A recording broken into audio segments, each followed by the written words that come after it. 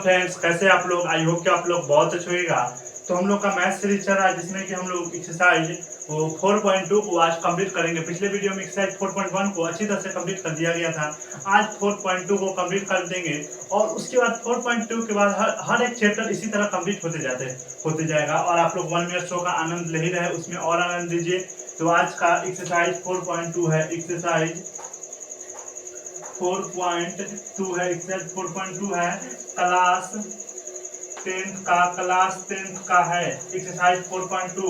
और पहला क्वेश्चन है गुणनखंड ज्ञात कीजिए। गुणनखंड विधि से मूल ज्ञात कीजिए। मूल ज्ञात कीजिए। मूल इसका होगा मूल ज्ञात करें या कीजिए, जो भी हो। पहला क्वेश्चन क्या होगा?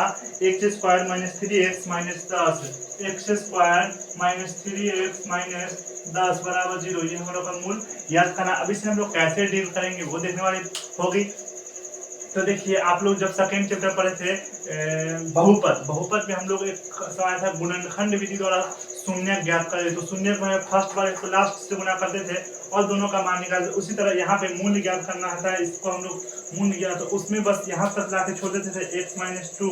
और इसमें क्या होगा, जो माइनस का मान होगा उसे नहीं, जो प्लस में आ जाएगा उसे हम लोग मान लेंगे। तो देखिए यहाँ पे 1 है और यहाँ पे 10 है, तो 1 में 10 से गुना करेंगे। 1 में जब 10 से गुना करेंगे तो 10 होगा। अब ऐसा कोई तो संख्या ढूंढेंगे कि वो गुना करने पर 10 है लेकिन जोड़ने घटाने पर वो हमेशा यहाँ -3 में आए। तो देखिए, अगर 5 और 2 को गुना करेंगे तो 10 आएगा, लेकिन अगर -5 में से 2 घटा देंगे, -5 में +2 कर देंगे तो हम लोग का 3 आ जाएगा, -3 आ जाएगा। तो देखिए, x square minus 5x plus 2x minus 10 बराबर 0। अब यहाँ पे ध्यान दीजिएगा, x का यहाँ लिख देंगे, x कॉमन निकाल लेंगे तो x अंदर और माइनस और 5 का 5 प्लस 2 यहाँ पे लिखेंगे 2।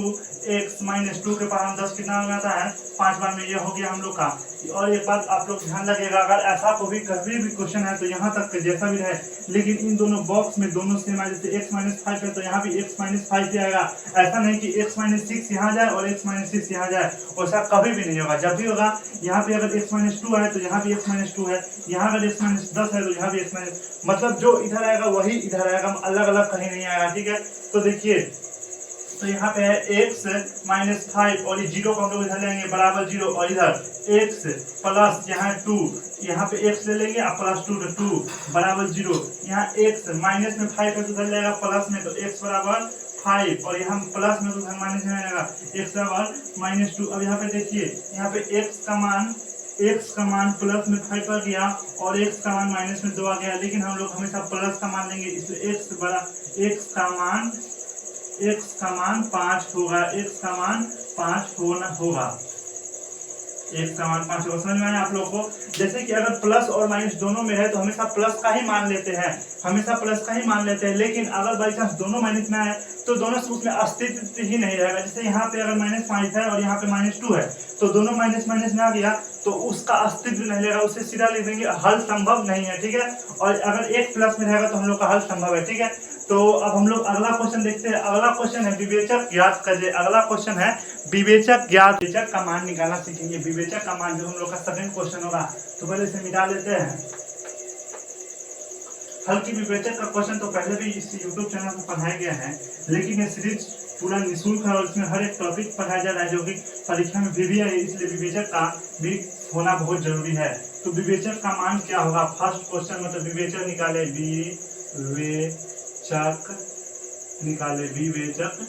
निकाले। इसमें हम लोग को विवेचक का एक फॉर्मूला होता है, d बराबर b स्क्वायर माइनस 4ac। ये हमारा विवेचक का फॉर्मूला होता है, d बराबर b स्क्वायर माइनस 4ac। ये हमारा विवेचक का फॉर्मूला होता है। अब इसी फॉर्मूला पर हम तोड़ लेंगे और d का मान जो भी आएगा वो हमारा विवेचक का मान हो गया। तो क्वेश्चन क्या है?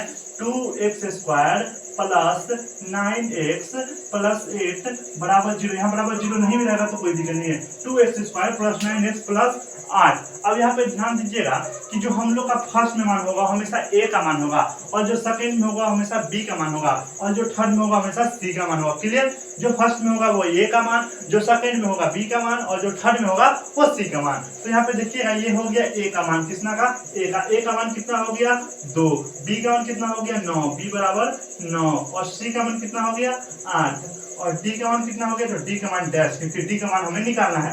डी का यहाँ फॉर्मूला है, तो डी बराबर बी स्क्वायर माइनस 4ac। ठीक है, डी बराबर माइनस 4ac, डी बराबर बी स्क्वायर माइनस 4, ये हमारा फॉर्मूला हो गया।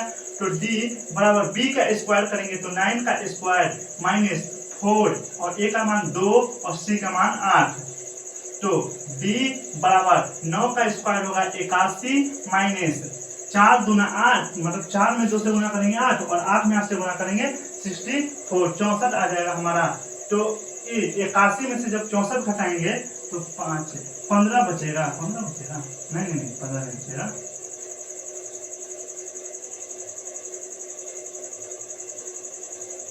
17 बचेगा। 64 में 81 में से जब 64 घटाएंगे तो 17 बचेगा। ये हमारा आ गया डी का मान। अब यहाँ पे ध्यान देखिए, अगर डी का मान, यहाँ तो विवेचक का मान आ गया, लेकिन इसी में पूछे कि अस्तित्व है या विवेचक का मान ज्ञात करें, और ये भी बताएं कि अस्तित्व है या नहीं है। अगर अस्तित्व हो या ना हो वो कैसे पता करेंगे, तो ध्यान दीजिएगा, अगर डी का मान प्लस में आ गया, डी का मान प्लस में आ गया तो अस्तित्व है, और डी का मान माइनस में आ गया तो अस्तित्व नहीं है। ठीक है, तो यहाँ पे लिखेंगे डी का मान है तो अस्तित्व है, और अगर डी का मान माइनस में आ गया तो अस्तित्व नहीं है। क्लियर? यहाँ पे देखिए, अगर हम यहाँ पे अस्तित्व है तो यहाँ पे हम लोग लिख सकते हैं हल संभव है, ये भी हम लोग लिख सकते हैं हल संभव है। इससे एक और क्वेश्चन बनता है पूर्ण वर्ग विधि, जो अगले वीडियो में आप लोग के लिए लाया जाएगा। तो इसको एक बार और अच्छे से समझ लीजिए, विवेचक बराबर डी होता है, विवेचक बराबर डी होता है। तो डी का हम लोग का फॉर्मूला दे दिया, विवेचक का फॉर्मूला दे दिया, डी बराबर बी स्क्वायर माइनस 4ac, ये हम लोग का फॉर्मूला आ गया। अब इसी फॉर्मूला पे हम लोग को तोड़ना है, तो ये क्वेश्चन है हम लोग का, ये हम लोग का क्वेश्चन हो गया। क्वेश्चन क्या है? 2x square plus 9x plus 8। अब इन जो फर्स्ट में होता है वो हमेशा ए का मान होता है, और जो सेकंड में होता है वो हमेशा बी का मान होता है, और जो थर्ड में होता है वो हमेशा ही सी का मान होता है। क्लियर? तो ए का मान कितना है? 2, तो 2 लिख दिए, बी का मान 9, सी का मान 8, और डी का मान डैश, हमें डी का मान तो पता नहीं है, तो डी का मान हम लोग निकालेंगे। तो डी बराबर बी स्क्वायर माइनस 4ac, तो बी स्क्वायर 9 का स्क्वायर 81 हो गया माइनस 4ac, 4 का मान कितना? 4 का 4 ये मान नहीं होगा, और ए का मान हो गया 2, तो 2 लिख दिए, सी का मान हो गया 8, तो 8 लिख दिए। अब इन सबको आपस में गुना करेंगे तो 64 आएगा, और 9 का स्क्वायर 81, 81 में से 64 घटाएंगे 17, अब 17 आ गया, तो डी का मान हम लोग का 17। अब देखिए, अगर डी का मान प्लस में है तो अस्तित्व है, और डी का मान प्लस में नहीं है तो अस्तित्व नहीं है। अगर डी का मान प्लस में है तो हल संभव है, और डी का मान प्लस में नहीं है तो हल संभव नहीं है। आशा है कि आप लोग को वीडियो अच्छी लगी होगी। अगर वीडियो अच्छी लगी होगी लाइक कमेंट शेयर जरूर कीजिएगा, और अगला वीडियो 1 मिनट शो भी आप लोग को मिलते जा रहा है, उसको भी ध्यान देखिए, अच्छे तरह से उस पर भी प्यार बताइए, और अगर वीडियो से लाइक कमेंट शेयर जरूर कीजिएगा। मिलते हैं अगले वीडियो में। Thank you.